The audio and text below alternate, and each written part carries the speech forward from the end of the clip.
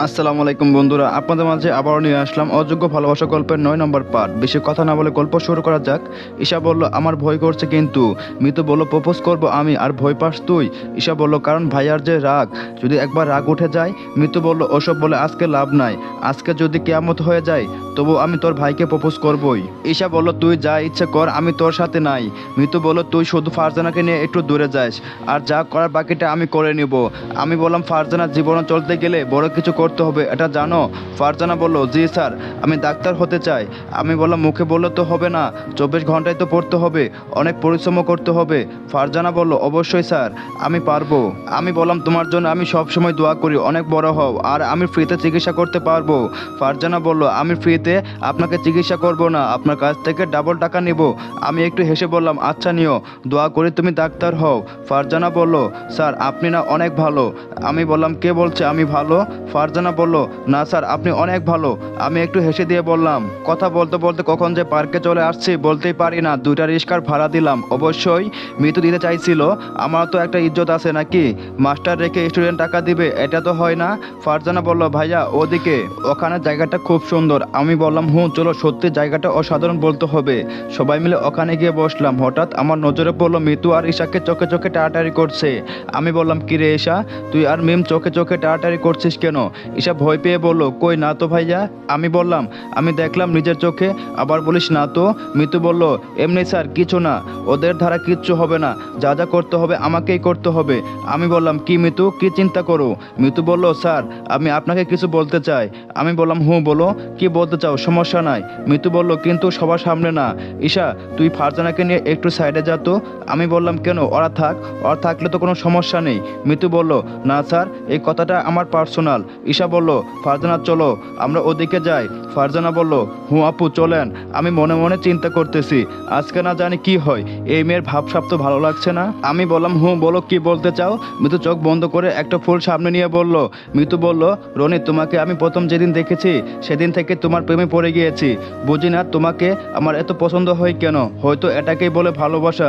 যদি এটা ভালোবাসা হয় তবে হ্যাঁ, আমি তোমাকে ভালোবাসি, আর সারা জীবন ভালোবেসে যাব।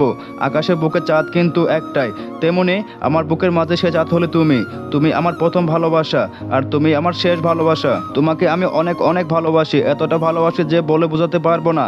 একটা সাগরের পানি যেমন গণনা করা যায় না, অনুমান করা যায় না, তেমন তোমার জন্য আমার ভালোবাসা গণনা করা যাবে না। এতটা ভালোবাসি তোমায় আমি, তোমাকে ছাড়া আমি বাঁচতে পারবো না। হাজারো মানুষের ভিড়ে আমি শুধু তোমাকেই খুঁজে বের করব। অনেক অনেক অনেক ভালোবাসি তোমাকে, আই লাভ ইউ। আমি বললাম, এত সুন্দর প্রপোজ করতে পারবে এই মেয়েটা? আমি তো চিন্তাই করতে পারি না। এখন যদি না করি তাহলে উল্টোপাল্টা তো কিছু করবে, এটা শিওর। এখন কি করা যায়, তাড়াতাড়ি একটা বুদ্ধি আয় তো মাথায়। মিতু বলল, রনি, ফুলটা গ্রহণ করবে না? আমি বললাম, দেখো দেখো, আমার নাম ধরে ডাকে। মিতু বলল, কি হলো? আমি মিতুর কাছ থেকে ফুলটা নিয়ে আমি বললাম, মিতু, তুমি আমার সম্পর্কে অনেক কিছু জানো না। মিতু বলল, কেন? সব কিছু তো জানি আমি আপনার সম্পর্কে, আর কি নাই যে আমি জানি না? আমি বললাম, তুমি এখনো আমার সম্পর্কে কিছু জানো না, জানলে হয়তো আমাকে আর প্রপোজ করতে না। মিতু বলল, কেন এই কথা বললেন? আমি বললাম, আমার বিয়ে ঠিক করা আছে, আমার কয়েক মাস পর আমার বিয়ে। মিতু একটু কেঁদে দিয়ে বলল। আমি বললাম, সত্যি? তবে তুমি কাঁদিও না, আমার থেকেও বেটার কাউকে পাবে তুমি। মিতু বলল, লাগবে না আমার কাউকে, আমি শুধু আপনাকেই চাই। আমি বললাম, দেখো, পাগলামো করিও না, তোমার মতো ওই মেয়েটা আমাকেও অনেক ভালোবাসে তো, আমার আশে বসে আছে তো। মিতু বলল, আমাকে আগে বলবেন না, তাহলে তো আপনার প্রতি আমি আসক্ত হতাম না।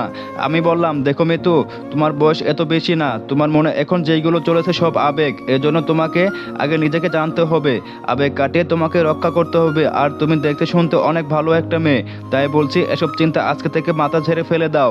ঈশা আর ফারজানা কোথায় থেকে এসে ঈশা বলল, কি মিতু, তুই কান্না করছিস কেন? মিতু বলল, তো কি করব, তোর ভাইকে আমি কতটা ভালোবাসি তুই তো জানিস। এখন তোর ভাই বলে তার নাকি বউ আছে, বিয়ে নাকি ঠিক করা তোর ভাইয়ের। ঈশা বলল, আমি তো এটা জানি না। কি রে ভাইয়া, সব কি সত্যি? আমি বললাম, তুই জানিস না, তোরে বলে হয় না এই জন্য। আম্মু সব জানে, আম্মুর কাছ থেকে সব জেনে নিস। ফারজানা বলল, সত্যি ভাইয়া, আমার ভাবি আছে? আমি বললাম, এসব বাদ দাও, আমরা ঘুরতে এসেছি, এখন চলো ফুচকা খাই। ফারজানা বলল, ওয়াও, ফুচকা? মিতু বলল, আমি খাবো না, আপনারা যান। আমি বললাম, দেখো মিতু, আমি একটু আগে কি বলছি, নিজের আবেগ কন্ট্রোল করতে শিখো, তাহলে দেখবে হঠাৎ করে কাউকে ভালো লাগবে না। ঈশা বলল, এসব বাদ দে বান্ধবী, এখন চল ফুচকা খাই। মিতু বলল, বিকাল পর্যন্ত সবাই মিলে খুব মজা করলাম, তবে মিতুর মনটা একটু খারাপ, বেচারিকে না করা উচিত হয় নাই। আমারও মিতুকে পছন্দ। বাসার সামনে এসে আমি বললাম ঈশা তোরা যা, আমি একটু আসতেছি। ঈশা বলল কেন ভাইয়া, কই যাবি? আমি বললাম একটু দরকার আছে, যা আমি আসতেছি।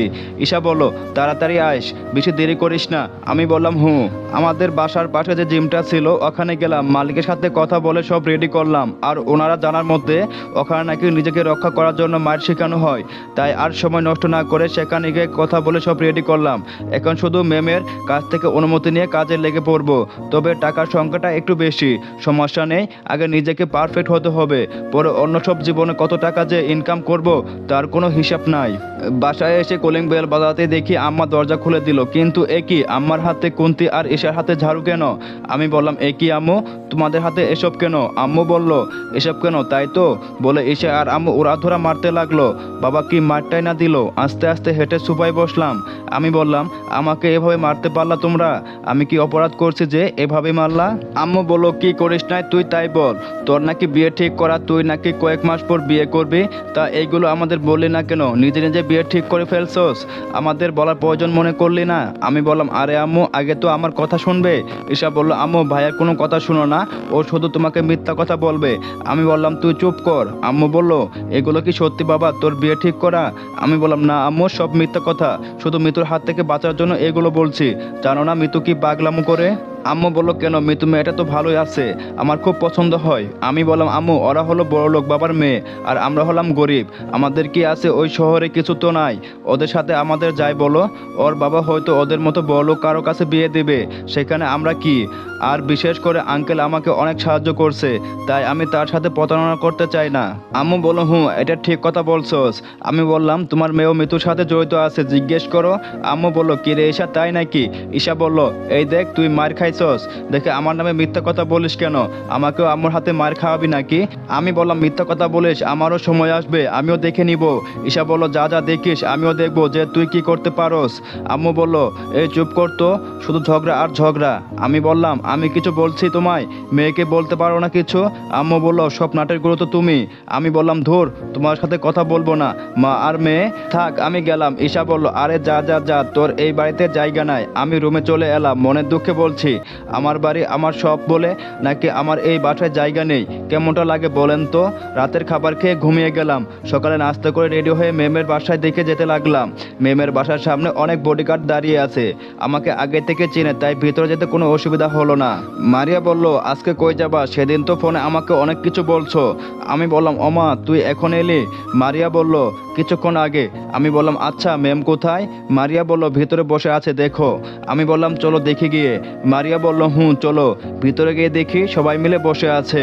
তিশা ম্যাম বলল রনি আসছো তাহলে? আমি বললাম জি ম্যাম। আঙ্কেল তা বাবা তুমি কেমন আছো? আমি বললাম জি আলহামদুলিল্লাহ ভালো আঙ্কেল, আপনি? আঙ্কেল বলল হুম ভালো। তিশা ম্যাম বলল আম্মু আর আব্বু তোমরা একটু ভিতরে যাও তো, আমি একটু কাজ করব। আন্টি বলল আমরা বসে থাকি না, ভিতরে গিয়ে কি করব বলো? আমি বললাম ম্যাম থাকুক না, কোনো সমস্যা নেই তো। তিশা ম্যাম বলল মারিয়া সব বডিগার্ডকে ভিতরে আসতে বলো। মারিয়া বলল জি ম্যাম। মারিয়া সব বডিগার্ডকে ভিতরে নিয়ে এসো। আমি বললাম ম্যাম রাইফেল আছে? তিশা ম্যাম বলল হুঁ আমার লাইসেন্স করা রাইফেল আছে। আমি বললাম ম্যাম একটা তলোয়ার লাগবে। তিশা ম্যাম বলল এটা তো নাই, মারিয়া পাশের দোকান থেকে নিয়ে আসো তো। মারিয়া বলল জি ম্যাম এখনই নিয়ে আসছি। আঙ্কেল বলল কি করতে চাইছে রে মা? তিশা ম্যাম বলল আব্বু তুমি কথা বলিও না, চুপ করে থাকো আর দেখতে থাকো।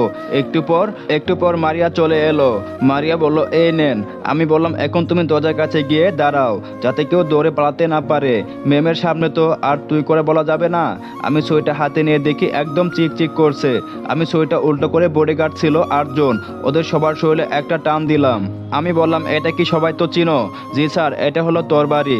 আমি বললাম ম্যাম গুলিটা দেন। তিশা ম্যাম বলল এই নাও। আমি বললাম এটা কি তাহলে? ওরা বলল রাইফেল। আমি বললাম আমাকে তোমরা চিনো? জি স্যার আপনি ম্যামের কাজ করেন, এটা আজকে জানতে পারলাম আমরা। আমি বললাম আচ্ছা ভালো, আমার একটা নাম আছে, সেটা তোমরা কি জানো? না স্যার জানি না। আমি বললাম আমাকে সবাই রনি কষাই বলে ডাকে, কারণ কি জানো? একজন বডিগার্ডের শরীরের তরবারিটা দিয়ে নাড়তে নাড়তে বললাম আমি এই জিনিসটা দিয়ে তোমাকে কই টুকরো করবো কেউ বলতে পারবা না। আর আমি আজ পর্যন্ত অনেক মানুষকে এটা দিয়ে কুপিয়ে বস্তা ঢুকিয়ে পানিতে ফেলে দিয়েছি, আজ পর্যন্ত কেউ বলতে পারে নাই। একটু মিথ্যা কথা বললাম যাতে ওরা ভয় পায়, বুদ্ধি দিয়ে সব কাজ করতে হয় বুঝলেন? ওরা সব কয়টা ভয়ে কাঁপতে লাগলো। আমি বললাম তোমাদেরকেও আজকে এটা দিয়ে কাটবো, আর আজকে তোমরা কেউ এখান থেকে বেঁচে ফিরতে পারবে না। ওরা সবাই আমার পায়ে পড়ে গেল, স্যার মাফ করে দেন, আমরা তো ম্যামের জন্য কাজ করি, আমাদের অপরাধ কি? আমি বললাম সবাই দাঁড়াও, আমার কথায় সঠিক উত্তর দিতে পারলে সবাই মাপ পাবে, আর যদি মিথ্যা কথা বলো একজনের কারণে সবাই মেরে ফেলবো। চলবে তো? গল্পটা কেমন লাগলো অবশ্যই জানাবেন। আর হ্যাঁ, অযোগ্য ভালোবাসা গল্পটা এখন থেকে এই চ্যানেলে দেওয়া হবে, সবাই সাবস্ক্রাইব করে দেবেন। সবাইকে ধন্যবাদ।